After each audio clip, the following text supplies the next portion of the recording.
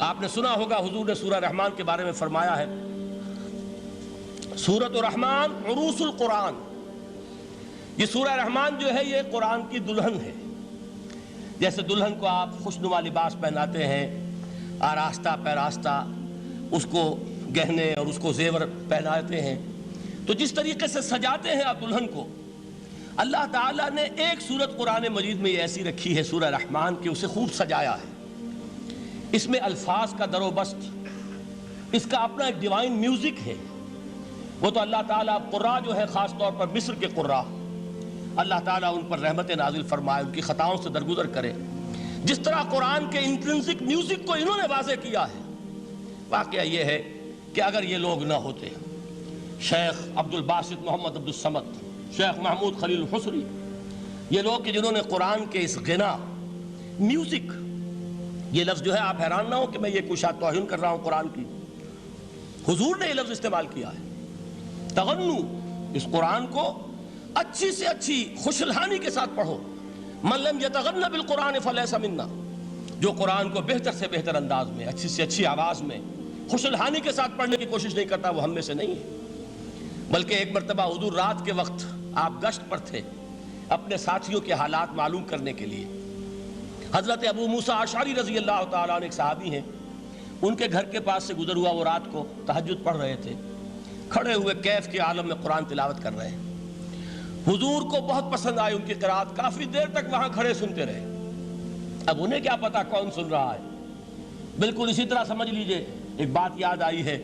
حضور فرماتے ہیں کہ جس طرح کان لگا کر اللہ قرآن کو سنتا ہے، کسی چیز کو نہیں سنتا. ہمیں نظر نہیں آتا نا، ہمیں معلوم نہیں، ہم قرآن پڑھ رہے ہیں تو سننے والا کون ہے؟ سب سے زیادہ کان لگا کر خود اللہ. یہاں اس لیے مجھے یاد آیا کہ ابو موسیٰ اشعری کو کیا پتا تھا کہ کون سن رہا ہے. وہ اپنی کیفیت میں نماز میں تہجد میں قرآن کی تلاوت کر رہے تھے، اور ظاہر بات ہے ان کے گھر ایکڑوں میں بنے ہوئے نہیں تھے، ایک ایک کمرہ، ایک ایک کوئی حجرہ، ایسے ہی تو گھر تھے نا صحابہ کے. لہذا حضور پاس سے گزرے، آواز آئی، کافی دیر سنتے رہے. اس کے بعد آپ تشریف لے گئے، صبح فجر میں ملاقات ہوئی تو حضور نے تحسین کے انداز میں فرمایا، یا ابا موسیٰ انک قد اوتیت مزمارا من مزامیر آل داؤد. اے ابو موسیٰ، تمہیں تو آل داؤد کے سازوں میں سے ایک ساز اللہ نے عطا فرما دیا ہے. جس طرح حضرت داؤد، لہن داؤدی مشہور ہے کہ جب وہ پچھلے پہر رات کو حمد کے ترانے الاپتے تھے، قرآن میں ہے کہ پرندے شامل ہو جاتے تھے ساتھ، اور پہاڑ وجد میں آتے تھے، پہاڑ بھی ان کے ساتھ شریک ہوتے تھے. تو جس طرح کا اللہ نے ان کو لہن عطا فرمایا تھا، حضور نے تحسین کے انداز میں فرمایا ہے ابو موسیٰ اشعری، اللہ نے تمہیں بھی آل داؤد کے سازوں میں سے ایک ساز عطا فرمایا. بہرحال قرآن مجید کا جو یہ میوزک ہے، قرآن کے الفاظ کا جو حسن ہے، جہاں تک حسن معنوی ہے وہ تو ہر لفظ میں ہے، لیکن یہ حسن ظاہری، حسن صوتی، حسن لفظی، یہ اپنے کلائمیکس پر آپ کو نظر آئے گا سورہ رحمان میں. لیکن قرآن میں یہ سورت اس اعتبار سے بھی ممتاز ہے، اس کی 4 آیات پر ذرا توجہ کریں گے، عجیب حقائق سامنے آئیں گے. جہاں یہ قرآن مجید کے حسن صوت اور حسن لفظی کی معراج ہے، وہیں اس کی پہلی 4 آیات میں 4 چوٹی کی چیزوں کا ذکر ہے، سب سے اونچی چیزیں.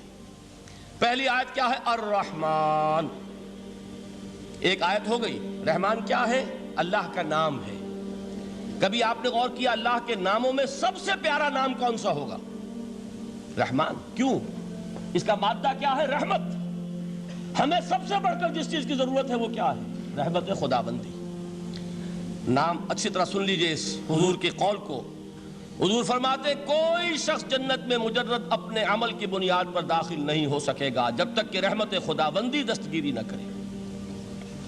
کسی صحابی نے بڑی ہمت اور جرأت کا ثبوت دیا کہ پوچھ لیا، کیا حضور آپ بھی؟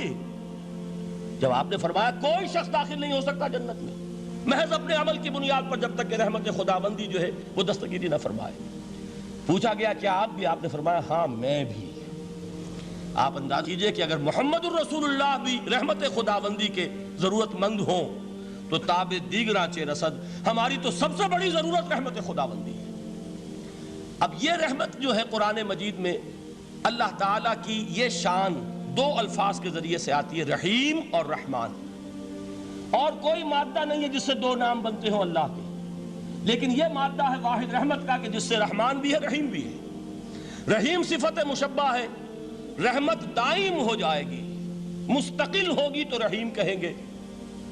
اور رحمان، اس میں رحمت کی ہے وہ شان ہے کہ جیسے ٹھاٹھے مارتا ہوا سمندر ہو، ہیجان کی کیفیت، طوفانی کیفیت، رحمت خداوندی کا طوفانی جوش، وہ ہے رحمان۔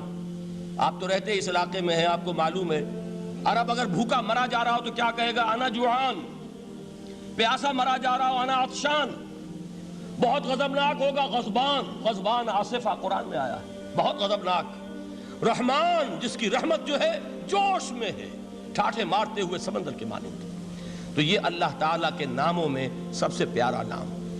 اب آگے چلیے، الرحمن علم القرآن، رحمان نے قرآن سکھایا۔ رحمت خداوندی کا سب سے بڑا مظہر، رحمان کی رحمانیت کا سب سے بڑا مظہر قرآن ہے۔ ان میں جو منطقی ربط ہے اس کو سمجھتے جائیے۔ اچھا آپ یہ سوچئے، جو علم بھی انسان کو حاصل ہوا وہ کس نے دیا؟ اللہ نے۔ سائنس کا علم کس نے دیا؟ اللہ نے۔ علم آدم الاسماء کلہا، وہ علم الاسماء جو حضرت آدم کو دے دیا گیا تھا ازل میں، یہ اسی کا ظہور ہے، یہ اسی کی ایکسفولیشن ہے جو ہو رہی ہے اور ہوتی رہے گی ابھی۔ اور دوسرے علم ہے وہ کس نے دی؟ اللہ نے دی۔ لا یحیطون بشیء من علمہ الا بما شاء، مخلوق میں سے کوئی اللہ کے علم میں سے کسی شے کا احاطہ نہیں کر سکتا مگر وہ جتنا اللہ دینا چاہے۔ لیکن یہ کہ تمام علوم میں چوٹی کا علم قرآن، نوٹ کرتے جائیے، اب چوٹی کی چیزیں جمع کیجئے۔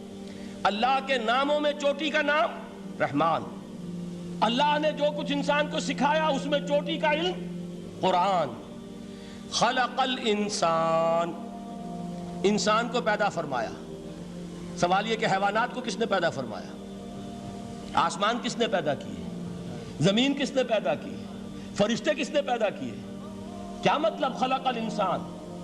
اس کی تمام مخلوقات میں اس کا کلائمیکس، اس کی تخلیق کی معراج، اس کے تخلیق کا نقطہ عروج انسان ہے۔ یہ ہے کہ جو مسجود ملائک بنا ہے۔ وَلَقَدْ كَرَّمْنَا بَنِي آدَمَ وَحَمَلْنَاهُمْ فِي الْبَرِّ وَالْبَحْرِ وَرَزَقْنَاهُمْ مِنَ الطَّيِّبَاتِ وَفَضَّلْنَاهُمْ عَلَى كَثِيرٍ مِّمَّنْ خَلَقْنَا تَفْضِيلًا۔ تو تخلیق میں سب سے اونچی تخلیق انسان کی، علموں میں سب سے اونچا علم قرآن کا، اللہ کے ناموں میں سب سے اونچا نام رحمان۔